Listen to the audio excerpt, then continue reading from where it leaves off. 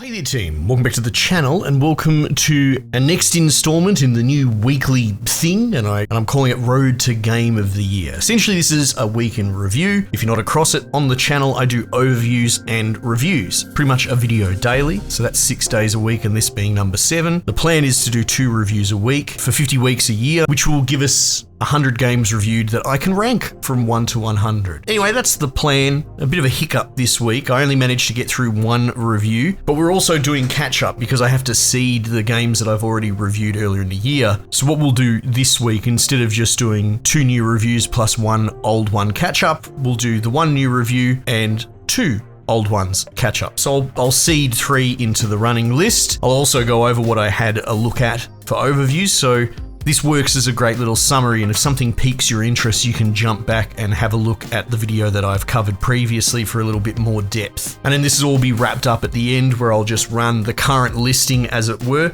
This is a year-long investment, so I guess you can buckle in for the ride and watch the investment pay off. 3 or 2 games added to the ranking each week. So without further ado, let's get into the overviews. First up is Rail Route. So this is a cool little game. It was in early access before. It came out probably a couple of weeks back, but I finally got around to having a look at it. Where you're essentially a train conductor routing trains to and from stations, and then there's a sort of limited build on top of that where you can build out tracks and buy new stations and expand your network. Fundamentally, it's actually really quite clever. The idea being that it all sort of takes place over a 24-hour infinitely repeating cycle. And within those 24 hours, you kind of jam more and more train contracts in, and your score and progress and essentially pissing rights are dictated by how many trains per hour block make it to their destination without delay. And so therein comes in the nuance and the plate spinning, and then there is automation tools that get introduced. So very, very House of Cards, very, very sweaty when you want it to be. And then once you make a little mistake and delay one thing by 1 minute, your entire empire might just back up, but then you can just start again at the beginning of the next 24-hour cycle. Again, very clever. It's going to appeal to a very specific sweaty logistics chain audience. It has like a story mode for one of the maps, though it is very much a sandboxy type game, lots of different maps for you to try out, and the story mode is fairly wholesome and actually kind of almost out of place in that it works quite well.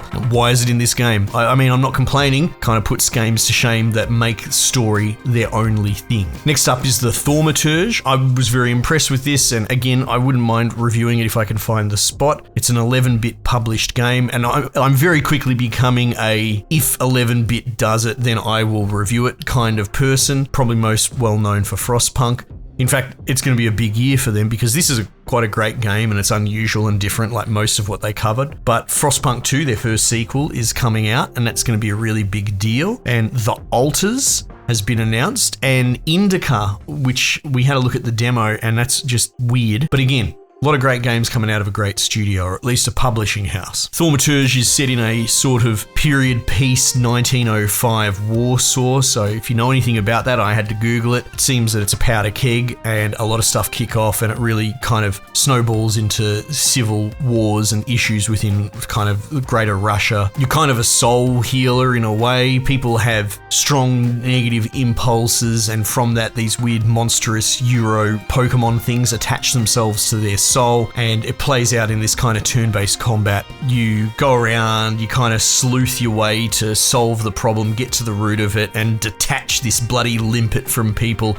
And you can put it in your party and, you know, you run around with all these weird sort of disease stand-in monsters as your sidekicks. It's very unusual, but it's very well done. Next is The Sons of the Forest. Now, there's nothing really wrong with this game, but it is something that has a bit of a cultural zeitgeist with what I would argue is kind of an unusual demographic. As I said, I endeavor to understand what's so great about it, but even for someone like me that will actually give everything a go and kind of enjoys all genres, there's still going to be some things that just don't quite click with me. I saw some of the responses to my video and it is as what I suspect. I feel like a lot of people are more interested in this because they can build interesting bases and they're kind of using it as a creative toolkit sandbox first, and maybe the game components are more second. Again, I'm not trying to put words in people's mouths or anything like that. That's my best take. Because as far as like a builder or a survival type game, it is very cool and pretty and interesting and kind of original with the whole Cannibal Island thing going on. But it just doesn't really make the jump from good to great. And neither did the first game. So if you're one of the bazillions of people that really, really loved it, that really, really loved the first game, and enjoyed building monstrous, cool bases and that, well, I guess that's the same thing here. But similarly, if you're someone that kind of didn't get it with the first game, I doubt you're going to get it with this one either. Next is the Outlast Trials, and this is a little bit of a twist different to what I was talking about just previously. Now, Outlast Trials is a subgenre within the sort of horror space, which I would call like pure horror, or walking sim horror, or depowered horror. Like, I don't really know what you would want to call it, but it's definitely not survival horror. Survival horror, as I understand it, is very regimented. It has some very strict game rules and mechanics, and you're not truly depowered. It's very much make every last bullet count. Outlast Trials is the sort of, well, cat and mouse horror might even be the best way to do it. You really don't have any tools in your toolkit, and you are very much the victim as opposed to a hero survivor. It might seem like semantics and little things, but it makes a huge difference. Like I said, Resident Evil, probably my favorite series of all time. Survival horror, if you really held my feet to the flame, probably my favorite genre. And yet, one of my least liked genres is this one, the one that's slightly adjacent, where you run around, hide in the dark, try not to step on broken glass, and hide in cupboards to avoid essentially unkillable bad guys. So distinctly different from The Forest. I know what this is. I understand the genre, I just don't particularly like it, but I can still appreciate from afar that it's kind of brilliant, and I still want to potentially go back and give it a bit more of a go. Like, if you want to construct that sort of hypothetical scenario, what if you take the game genre that you hate most, but you make it the most brilliant version of that genre? Do you think it's still worth giving a good go? And I kind of come out at the end saying yes. So look, if you love that sort of genre, you're going to love this. It's co-op instead of the previous games, and you can kind of lean into your buddies distracting one side while you do something on the other. It's just polished. A lot of the meta stuff as far as players flexing on each other to what they have earned is just, I could go on, and I did in the video. So I have a healthy respect for it, kind of from afar. And if you are someone on the other side of it that really enjoys this genre, you should be dropping everything to pick up the Outlast Trials. It's very, very good. And last on the overviews, which is sort of a late entry, is Unicorn Overlord. I covered it in the video. I want to review this. I am going to review this, but because of a few moving parts not quite coming together, I ran out of time. I'll be reviewing this at the beginning of next week. I'm still chipping away at it at the moment, but for now we did put an overview up. And essentially this is a vanillaware game. I know them for Dragon's Crown. I think I said Dragon's Quest in the video originally. But yeah, it is, to 100-foot view, and just to be derivative, it's Advance Wars, it's Fire Emblem, except with the most cracked, beautiful art that you've ever seen. Unless, of course, you've played a vanillaware game before. You look at the art and you immediately recognize it. You go, I have seen that before in other games. And it's an absolute delight to play and watch, and it's not getting old. I'm hours and hours in, and I'm kind of barely fast forward a lot of the fights because I just like watching them play out. It's quite cool. And as covered, it is kind of idle in nature between the sort of story playing out, the overworld slow movement, and the battles just playing out in a sort of idle real time. There's a lot of hands-off controller, but there is kind of something satisfying from a more strategic, tactical, cerebral, dare I say, perspective where you build your little armies and you send them off to fight, and then you kind of just watch it play out. Very much on the opposite end of a moment-to-moment kind of primal, tactical, CSGO, beaning headshots in the moment sort of thing, but no less satisfying watching your handiwork play out in real time. It's really good, and I'm going to review it really highly, but again, we're going to push that into next week. So on to reviews. I only reviewed one game this week, technically, which would be classified France 44, and I'm going to seed this at 2 on our ongoing list. So yes, I very, very much love this game.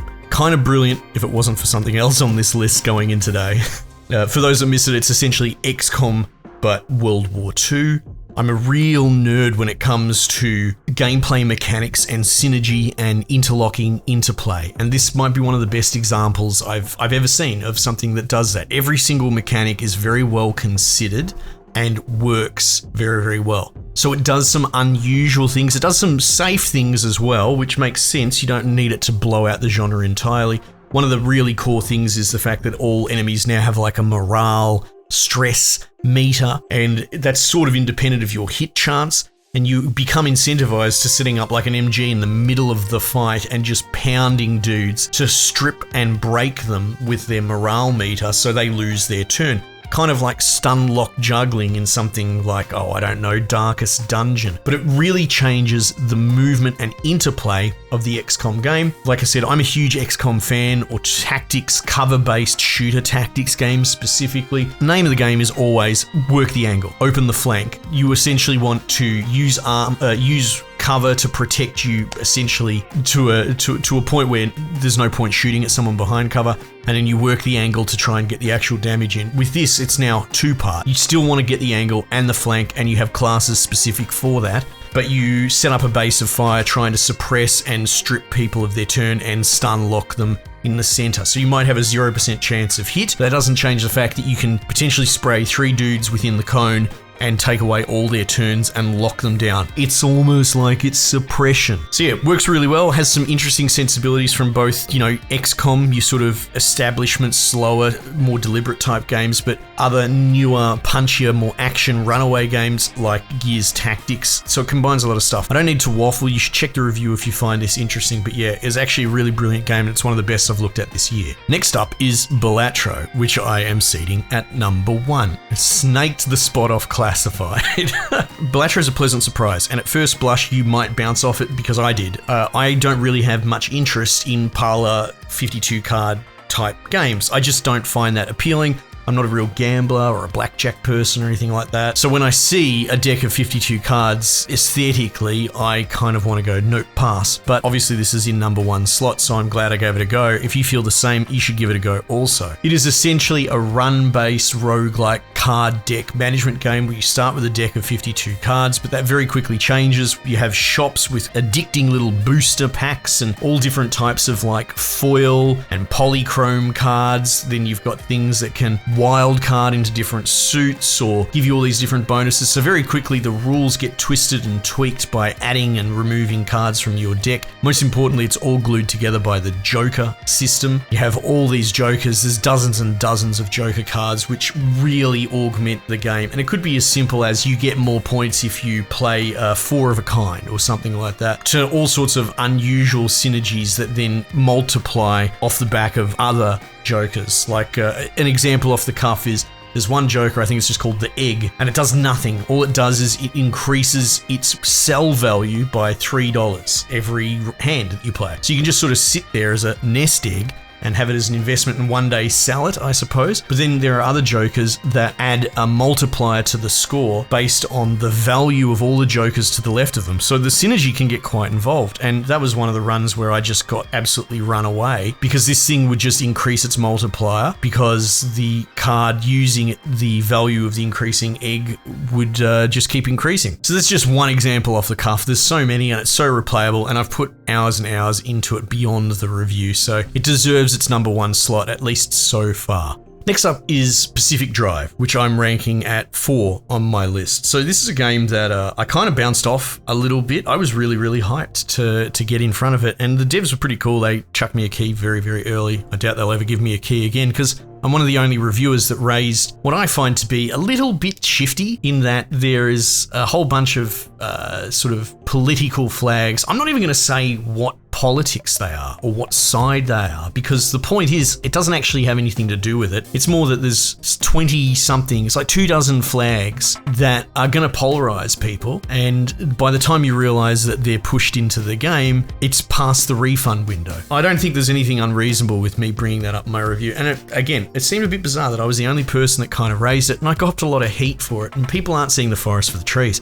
I don't particularly care about your political ideology. What I care about is informing people that watch my video because they're trying to figure out if they want to buy a game or not. And so, yeah, it kind of blew my mind that that you would do that, you would put it in such a way that people can't refund the game if they don't agree with it, and the fact that all the other reviewers that presumably got early review keys like I did just didn't bring it up either. Seems like something you consumers would want to know. So that made me a little bit sad, to be honest. As far as the game goes though, like, it seemed promising. It's very moody and thematic, and like, I still stand by that. Very cool. It's got a very mellow indie soundtrack that works quite well, and when the game is brilliant, it is brilliant. But it has a pretty weak narrative of just an audio drama screaming in your ears. It's kind of, I want to say, poorly written by modern convention. The rule tragically and not the exception of just having side chatty Cathy characters talking non-stop and ruining all the ambience. As far as your car driving clunky and all that didn't really worry me so much. There's a quirk system I don't even think I covered in the reviews, which was kind of clever.